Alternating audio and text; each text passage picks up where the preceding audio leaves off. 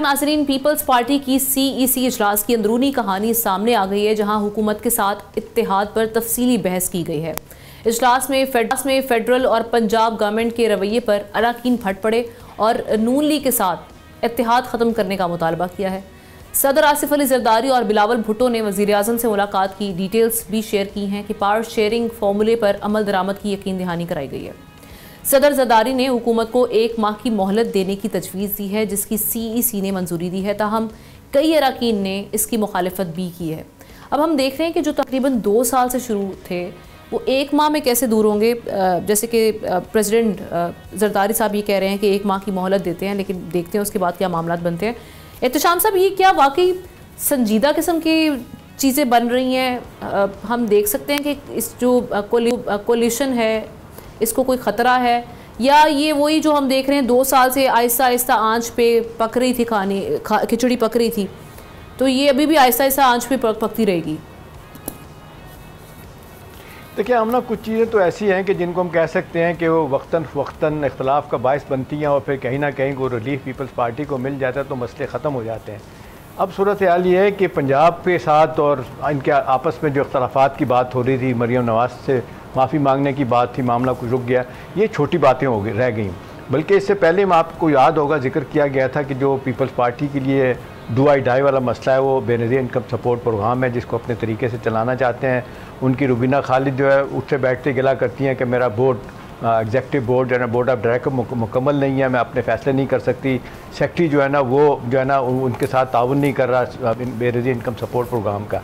लेकिन अब मेरी इत्तला अब ना जो 2 बड़ी बातें आई हैं ना वो जिसको कहते हैं बड़ा एक क्राइसिस, नया पॉलिटिकल क्राइसिस पैदा कर सकती हैं। वो ये है कि पीपल्स पार्टी जो है ना, जिस तरह उनको कहा जा रहा था कि जी ये आप जो रिव्यू करेंगे पानी के मसले पे, और दूसरा ये कि जो NFC अवार्ड और ये 18वीं तरमीम किस तरीके से इसको रिव्यू करके, तो हमने जो 1 गो में 2010 में आपको 10% ज़्यादा शेयर दे दिया गया था, आज 60% शेयर जो है ना सूबों के पास है, 40% मरकज़ के पास है। तो मरकज़ इसको चाहता है कि जी 18वीं तरमीम को तब्दील किया जाए, इसमें अमेंडमेंट की जाए और MNC अवार्ड के तहत जो है ना वो जो गवर्नमेंट का शेयर है, मरकज़ का शेयर है, उसको बढ़ाया जाए। इस पर जो है ना वो आमना 2 ग्रुप बने हुए हैं। अपना बिलावल भुट्टो का अपना ग्रुप है, जरदारी साहब का अपना ग्रुप है। मेरी इत्तला ये है कि फील्ड मार्शल साहब से पिछले दिनों मुलाकात हुई थी प्रेसिडेंट साहब से, वहाँ पे भी कुछ बातें ऐसी हुई हैं। प्रेसिडेंट साहब ने ये बातें की हैं, कुछ जो पता चला है कि जी हमारे लिए ये पानी का मसला और ये दूसरा ये है कि NFC अवार्ड के तहत इख्तियारात लेने का मसला जो है ना, ये हमारी तो पॉलिटिकल एग्जिस्टेंस के ख़िलाफ़ सारी चीज़ें बातें जाएंगी। वो कहते हैं कि पहले ही नेशनलिस्ट पार्टियां जो है ना वो पानी के मसले पे, जो हम हुकूमत कहती है जी पंजाब और मरकज़ के नई झीलें बनाई जाएं और नया एक सिस्टम बनाया जाए, वो कहते हैं जी नहीं होने देंगे। दूसरा, इस अवार्ड को हम रिव्यू नहीं करेंगे। वो कहते हैं कि अगर ऐसा किया गया तो हमारी पार्टी ख़त्म हो जाएगी, वैसे ही सिंध तक हम महदूद हो गए हैं तो हमारे लिए मुश्किल होगा। अब मसला ये है हमना कि अब 27वीं आर्मी तरमीम जो आनी है ना वो अब नहीं आएगी उस वक्त तक जब कि पीपल्स पार्टी के साथ मामला तय नहीं होते। लेकिन मैं डिटेल में नहीं जाता, नंबर गेम में आप चली जाएँ तो वो सारा कुछ पीपल्स पार्टी के 74 वोट्स हैं, MNAs हैं, और सारा कुछ ये हटने के बाद हुकूमत सब कुछ मिलाए तो टोटल हुकूमत के पास नंबर बनते हैं 169 चाहिए, इन्हें है 159, 10 वोट्स की कमी है। नतीजतन हुकूमत ना 27वीं तरमीम ला सकती है, ना जो अमेंडमेंट करना चाहती है, रिव्यू करना चाहती है NFC अवार्ड को, और तरमीम 18वीं तरमीम को वो आना मुश्किल हो जाएगा। इस हवाले से तो इख्तलाफात उनकी पार्टी के अंदर भी हैं, कुछ लोग ले दे करके तो कहते हैं कुछ ही हो सकती हैं। लेकिन अब मसला ये हो गया कि अब जरदारी साहब ने जो शहबाज साहब को बताया है, उन्होंने कहा जी कि हमारी पार्टी जो है ना वो सब कुछ खो देगी।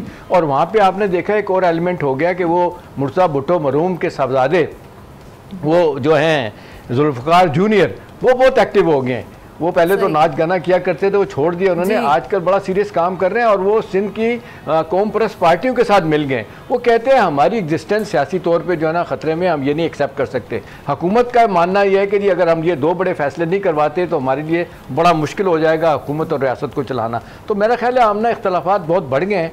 अब पहले तो ले दे के कुछ चीज़ें ठीक हो जाती थी, अब किस तरीके ठीक होगी ये सवालिया निशान है। लेकिन कहा जाता है सियासत आर्ट ऑफ पॉसिबिलिटी का नाम है, कुछ भी हो सकता है। 11th आवर पे एक दूसरे को मनाया भी जा सकता है, लेकिन किस तरह होगा? रियासत ने एक फ़ैसला किया, हुकूमत ने फ़ैसला किया है 27वीं आर्मी तरमीम आएगी, NFC अवार्ड जो है ना उसको रिव्यू किया जाएगा, 18वीं तरमीम जो है ना उसमें तब्दीलियाँ लाई जाएंगी और भी इसके अलावा तब्दीलियाँ आएंगी, उसके लिए वो तैयार नहीं है। अब ये कितनी तेज़ी के साथ ये काम कोई कर सकता है, सियासी जमातें किस तरह दोनों बड़ी मिल के अपने इख्तलाफात को दूर करेंगी। लेकिन एक पीपल्स पार्टी के आदमी की बात है कि वो उनका ये कहना है कि we can't take a risk, हमारी बड़ी मुश्किलात बढ़ जाएंगी। तो अब देखना ये है कि क्या मुश्किलात उनकी बढ़ती हैं, कम होती हैं, और ये जो हम देख रहे हैं कोलेशन चल रही है, इसको कोई खतरा तो नहीं है? ये थोड़े दिनों में इसके बारे में चीज़ें और सामने आएंगी। जी आमना, सब्सक्राइब करें और बेल दबाएं ताकि कोई खबर रह न जाए।